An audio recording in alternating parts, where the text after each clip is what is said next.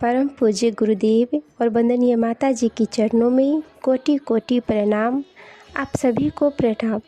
पुस्तक सच्ची घटना पर आधारित अद्भुत आश्चर्यजनक किंतु सत्य में आज हम सभी सुनेंगे खंडित होने से बचा समयदान का संकल्प।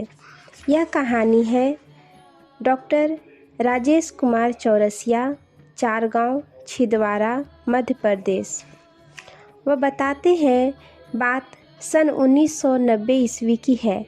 पूज्य गुरुदेव ने महाप्रयाग से कुछ दिन पूर्व अपने नैष्ठिक साधकों को बुलाकर कहा था कि बेटे, हमें अब मिशन का कार्य तीव्र गति से करना है और ऐसे में हमारा स्थूल शरीर अधिक उपयुक्त नहीं जान पड़ता है। अतः अब हम इस स्थूल काया को छोड़ना चाहते हैं। तब साधकों ने कहा, गुरुजी, जब आप शरीर से नहीं रहेंगे तो इस मिशन को गति कौन प्रदान करेगा? मिशन का कार्य कैसे होगा? तब गुरुजी ने कहा, बेटे, हम सूक्ष्म शरीर से कार्य करेंगे। स्थूल शरीर की अपेक्षा सूक्ष्म शरीर के द्वारा हम मिशन के कार्य को और अधिक तीव्र गति से कर पाएंगे। यह प्रसंग अखंड ज्योति पत्रिका में प्रकाशित एक लेख का है।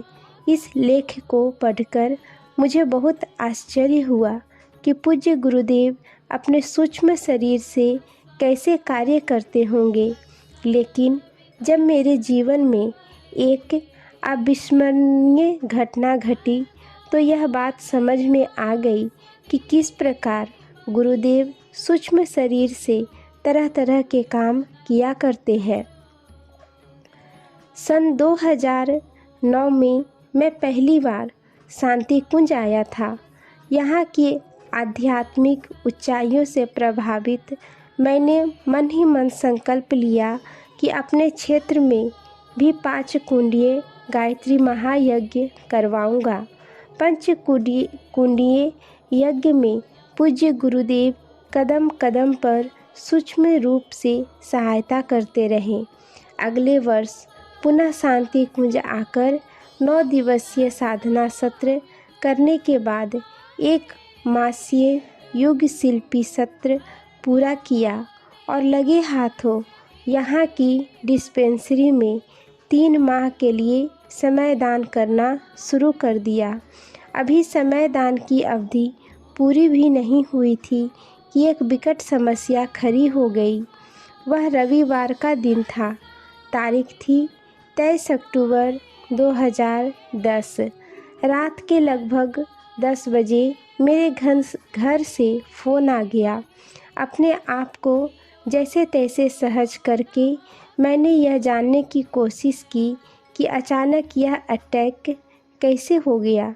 माँ ने बताया कि शाम के लगभग 4 बजे जब पिताजी गेहूं की बोरी उठाने लगे तो उन्हें लगा कि उनका बायां हाथ पूरी तरह से सुन्न हो गया है। उन्होंने माताजी को बुलाकर कहा कि उनका बायां हाथ काम नहीं कर रहा है। यह सुनकर माताजी घबरा उठीं। उन्होंने पिताजी का हाथ पकड़कर धीरे धीरे दबाना और झटकना शुरू किया, लेकिन इससे कुछ भी फर्क नहीं पड़ा। घर के सभी सदस्य अपना अपना काम छोड़कर पिताजी के पास इकट्ठे हो गए। आपस में विचार करके सब ने यही तय किया कि तुरंत किसी डॉक्टर को दिखाया जाए। थोड़ी देर बाद ही उन्हें मुजफ्फरपुर के डॉक्टर श्री निरपाल सिंह सिंगडोरे के पास ले जाया गया। जांच करने पर पता चला कि पिताजी का ब्लड प्रेशर नॉर्मल से बहुत ही कम हो चुका है। डॉक्टर साहब ने बताया कि लो ब्लड प्रेशर ही पैरालिसिस की वजह है। उन्होंने यह भी कहा कि बाएं अंग का पैरालिसिस बहुत ही गंभीर होता है। लंबे इलाज के बाद भी यह बड़ी मुश्किल से ठीक हो पाता है। दवा देकर डॉक्टर ने कुछ दिनों तक बेड रेस्ट का सुझाव दिया। घर वापस आने के बाद पिताजी ने सारी बात फ़ोन पर बताकर मुझे शांति कुंज से तुरंत घर वापस आने को कहा। पिताजी के बारे में जानकर मेरा मन चिंता से भर उठा था। सुबह की ट्रेन से ही मेरा वापस जाना ज़रूरी था, लेकिन समयदान का संकल्प खंडित हो जाने का भय मुझे खाए जा रहा था। समझ में नहीं आ रहा था कि क्या करूं। ऊपर से विभागीय अनुमति मिलने की भी संभावना नहीं दिख रही थी, क्योंकि प्रभारी डॉक्टर गायत्री शर्मा पिछले कुछ दिनों से शांति कुंज में नहीं थीं। गांव वापस जाने को लेकर अनिश्चय की स्थिति में ही मैंने घर फ़ोन मिलाकर माँ पिताजी को कहा कि वे आज से ही घर में दीपक जलाकर नित्य कम से कम 3 माला गायत्री मंत्र का जप शुरू कर दे।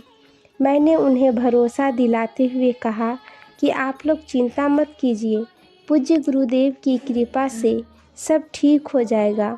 पिताजी के स्वास्थ्य लाभ के लिए माताजी ने उसी दिन से गायत्री महामंत्र का जप आरंभ कर दिया। इधर मैंने भी अपनी प्रातःकालीन साधना के दौरान गायत्री माता से पिताजी को शीघ्र स्वस्थ करने की प्रार्थना की।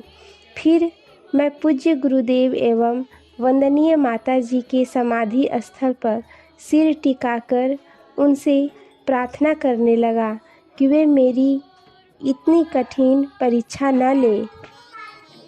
यदि मेरा यह समयदान का संकल्प पूरा नहीं हुआ तो मेरी आत्मा मुझे हमेशा धिक्कारती रहेगी, किंतु यदि मेरे पिताजी की बीमारी इसी प्रकार बनी रहती है तो आत्मा पर बोझ रखकर भी मुझे वापस जाना ही पड़ेगा। अब इस दुविधा से मुझे आप ही उबार सकते हैं। अब मेरे डिस्पेंसरी जाने का समय हो चुका था। वहाँ जाकर दिन भर तो मरीजों के दुख बांटने में लगा रहा, लेकिन शाम को आवास पर वापस आते ही एक बार फिर से चिंतातुर हो गया। पूरा ध्यान घर की परिस्थितियों पर ही लगा था। तभी शाम को 5:30 बजे घर से पिताजी का फ़ोन आया। उनकी आवाज़ प्रसन्नता से भरी हुई थी। उन्होंने बताया कि मेरे कहे अनुसार दीप जलाकर गायत्री मंत्र की 3 माला का जप पूरा कर लिया है और जप के पूरा होते होते उन्हें लगभग 80% आराम मिल चुका है। यह सुनकर मेरी खुशी का ठिकाना नहीं रहा। पिताजी से सुनकर भी सहज ही विश्वास नहीं हो रहा था कि सिर्फ 3 माला गायत्री जप से ही पैरालिसिस जैसी घातक बीमारी लगभग 80% ठीक हो गई। गुरु सत्ता की इस असीम अनुकंपा से मेरी आंखें भर आई। मैं अपने आप से कहने लगा, गुरु सत्ता ने अपने परिजनों की ठीक ही यह आश्वासन दिया है कि तुम मेरा काम करो और मैं तुम्हारा काम करूँगा। 1 हफ्ते बाद ही घर से पिताजी का दूसरा फ़ोन आया कि अब उनका हाथ पूरी तरह से काम करने लगा है और मेरे गांव आने की आवश्यकता नहीं रह गई है। पावन गुरु सत्ता की इस असीम कृपा के लिए हमारा सत सत नमन। आज के लिए यहीं तक। आप सभी को धन्यवाद। जय गुरुदेव।